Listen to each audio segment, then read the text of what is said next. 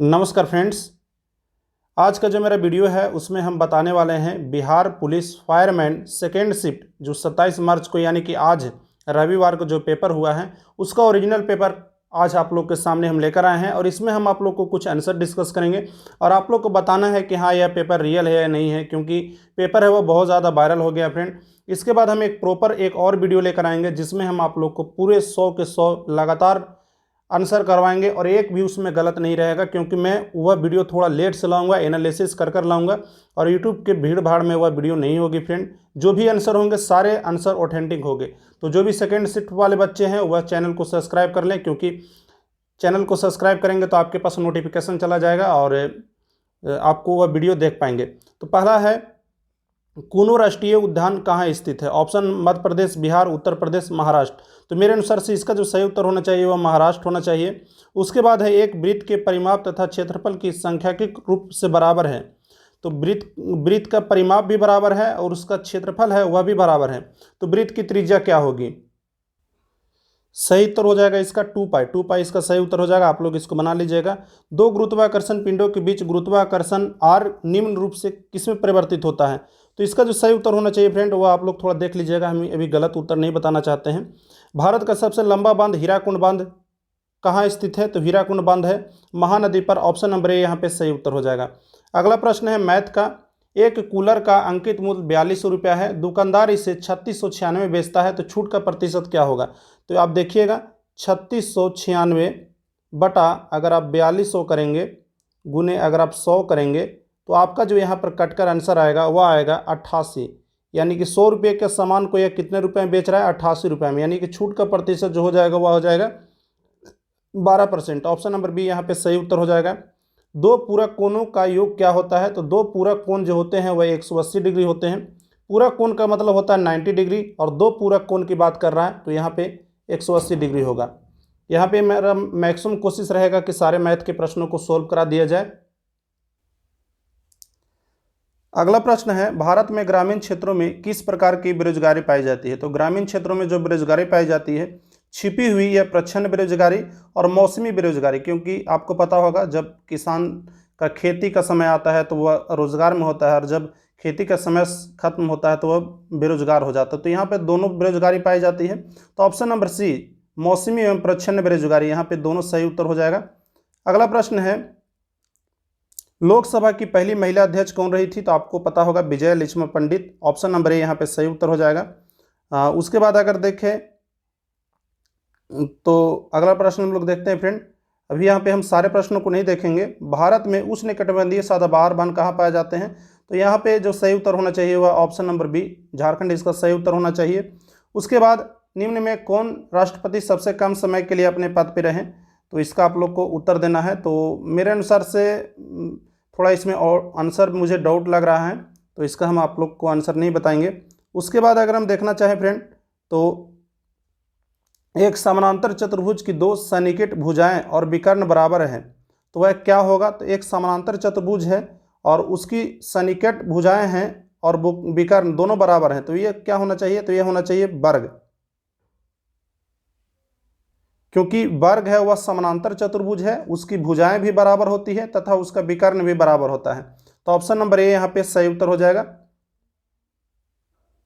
अगला प्रश्न देखते हैं, ध्वनि सबसे तेज किस माध्यम में संचारित होती है? तो सही उत्तर हो जाएगा ठोस माध्यम में।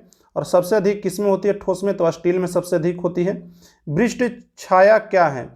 एक ऐसा क्षेत्र जो अपेक्षाकृत रूप से धरातलीय अवरोध के प्रभाव से कम वर्षा होता है। तो वैसा क्षेत्र जहाँ पे वर्षा कम होती है तो वैसे क्षेत्रों को वृष्ट छाया क्षेत्र कहते हैं। तो ऑप्शन नंबर ए यहाँ पे सही उत्तर हो जाएगा। आपातकाल के दौरान मूल अधिकारों के परिवर्तन को निलंबित किसके द्वारा किया जाता है? तो यह राष्ट्रपति द्वारा।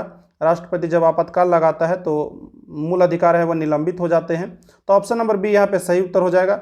सांस्कृतिक शब्द का विशेषण क्या है? तो इसका सही उत्तर हो जाएगा सांस्कृतिक। ऑप्शन नंबर सी यहाँ पे सही उत्तर हो जाएगा। अगला है, एक जूल किसके बराबर होता है? तो एक जूल जो होना चाहिए फ्रेंड वह होना चाहिए मेरे अनुसार से यहाँ पे 1 newton metre. Option number A यहाँ पे सही उत्तर होना चाहिए। अगला है, सीरीज का प्रश्न है, इसमें दिया हुआ है 2, 5, 10, 17, 26 और 37। तो यहाँ पे आप देखिएगा तो 2 से 5 के बीच में कितना बढ़ा? तो 2 से 5 के बीच में 3 उसके बाद आप देखेंगे तो 5, उसके बाद देखेंगे तो 7, उसके बाद 9 और उसके बाद 11। अगली बार जो बढ़ेगा वह 13। तो 37 और 13 को अगर आप जोड़ेंगे तो कितना आपका आ जाएगा, तो आपका आ जाएगा 50। ऑप्शन नंबर ए यहाँ पे सही उत्तर हो जाएगा। विफलता का विपरीतार्थक शब्द क्या है, तो विफलता का विपरीतार्थक शब्द सफलता है। अम्लीय वर्षा निम्न में से किसके ऑक्साइडों के कारण होती है, तो सल्फर और नाइट्रोजन के ऑक्साइडों के कारण होती है। अगला प्रश्न देखें, विश्व युद्ध का तत्कालीन कारण क्या था। द्वितीय विश्व युद्ध, पहले शिफ्ट में प्रथम विश्व युद्ध पूछा था, दूसरे शिफ्ट में द्वितीय विश्व युद्ध पूछ दिया है। तो इसका सही उत्तर था पोलैंड पर जर्मनी ने आक्रमण कर दिया था, जिसके कारण द्वितीय विश्व युद्ध हो गया था। उसके बाद अगर देखें तो निम्न में किस विटामिन की कमी से स्कर्वी रोग होता है, तो ऑप्शन नंबर सी यहाँ पे सही उत्तर हो जाएगा, ऑप्शन नंबर सी। अगला प्रश्न है, गैलीलियो ने किस यंत्र की खोज की थी, तो आपको पता है गैलीलियो ने टेलीस्कोप यानी कि दूरदर्शी यंत्र की खोज की थी, यानी दूरबीन की खोज किसने की थी, तो गैलीलियो ने। ऑप्शन नंबर ए यहाँ पे सही उत्तर हो जाएगा। झारखंड में झूम कृषि को क्या कहा जाता है, तो इसका आप लोग को उत्तर बताना है। अगला प्रश्न है, मेरी माँ ने मुझे बुलाया, इसका आप लोग को अंग्रेजी ट्रांसलेशन करना है। और अगले प्रश्न को हम अगर देखें, भारत के स्थल सीमा की कुल लंबाई कितनी है, तो स्थल सीमा की कुल लंबाई की अगर बात करें तो 15,200 किलोमीटर है। अगर बात करें स्थल जलीय सीमा की कुल लंबाई की तो 7516। अगर मुख्य भूमि में जलीय सीमा की कुल लंबाई की बात करें तो 6100 किलोमीटर इसका सही उत्तर हो जाएगा। अगला प्रश्न अगर हम देखें फ्रेंड, तो द्वितीय विश्व युद्ध में 1 सितंबर 1939 को पोलैंड पर किसने आक्रमण किया था, तो इसका सही उत्तर हो जाएगा जर्मनी के हिटलर जो था वह पोलैंड पे आक्रमण कर दिया था, जिससे द्वितीय विश्व युद्ध की शुरुआत हो गई थी। विद्वान का विलोम क्या होगा, तो विद्वान का सिंपल सा प्रश्न है, मूर्ख इसका सही उत्तर हो जाएगा। अगला हम देखें, सर्वप्रथम यूरोपीय व्यापारी जो हिंद चीन आए थे, तो सर्वप्रथम जो आया था वह पुर्तगाली आया था। ऑप्शन नंबर सी यहाँ पे सही उत्तर हो जाएगा।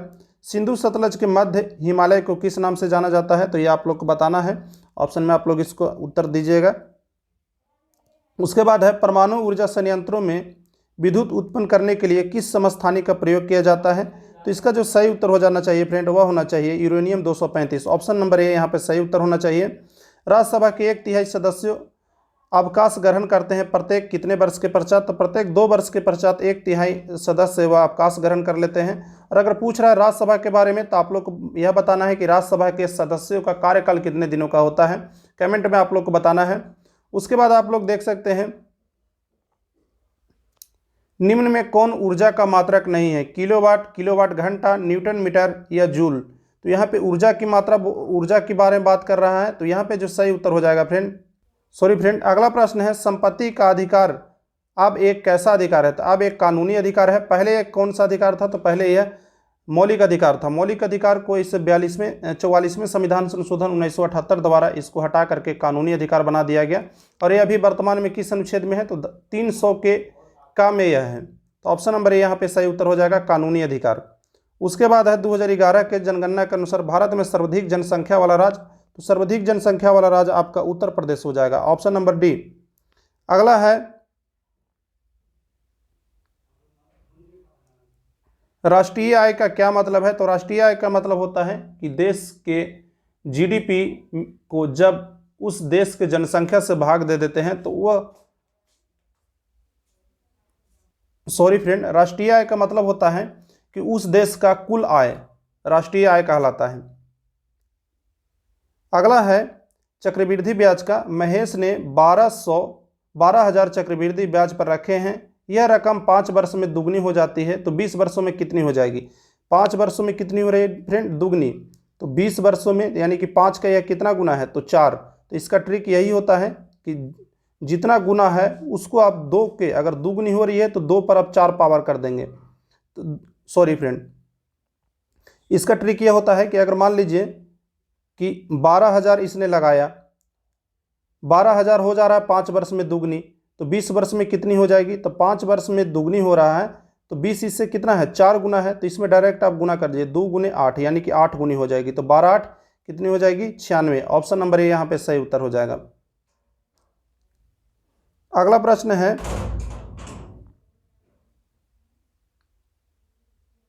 लोकसभा का अध्यक्ष अपना त्यागपत्र किसे प्रस्तुत करता है, तो लोकसभा का अध्यक्ष लोकसभा के उपाध्यक्ष को प्रस्तुत करेगा।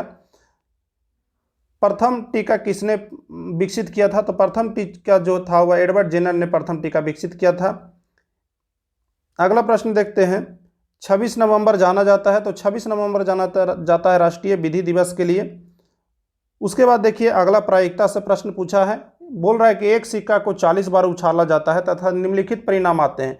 17 बार चीत आता है और 23 बार पट आता है, तो चीत आने की प्रायिकता क्या होगी? तो जितना बार चीत आएगा उतना को ऊपर रख देंगे और टोटल जो संख्या है 23 और 17 जो कुल संभावना है उसको नीचे रख देंगे, तो 40। तो 17/40 यहाँ पे सही उत्तर हो जाएगा। तो ऑप्शन नंबर बी यहाँ पे सही उत्तर हो जाएगा। अगला पूछ रहे हैं सुंदरवन राष्ट्रीय उद्यान भारत के किस राज्य में स्थित है? तो यह स्थित है पश्चिम बंगाल में, ऑप्शन नंबर सी। अगला है उपराष्ट्रपति का कार्यकाल कितने वर्षों का होता है? तो उपराष्ट्रपति का कार्यकाल जो होता है वह 5 वर्षों का होता है, ऑप्शन नंबर डी यहाँ पे सही उत्तर हो जाएगा। अगला प्रश्न पूछ रहा है वायुमंडल में स्थित ओजोन सूर्य से आने वाले किरणों को कौन किरण से ओजोन सुरक्षा देती है? तो परावैंगनिक किरणों से, ऑप्शन नंबर बी। अगला प्रश्न है मनरेगा के अंतर्गत देश के ग्रामीण क्षेत्रों में कितना दिन काम दिया जाता है? तो आपको पता होगा 100 दिन काम दिया जाता है, ऑप्शन नंबर सी यहाँ पे सही उत्तर हो जाएगा। अगला प्रश्न अगर देखें विश्व में किस देश ने सर्वप्रथम लिखित संविधान लागू किया था? तो सही उत्तर हो जाएगा अमेरिका। अमेरिका सबसे पहला देश था जिसने लिखित संविधान लाया।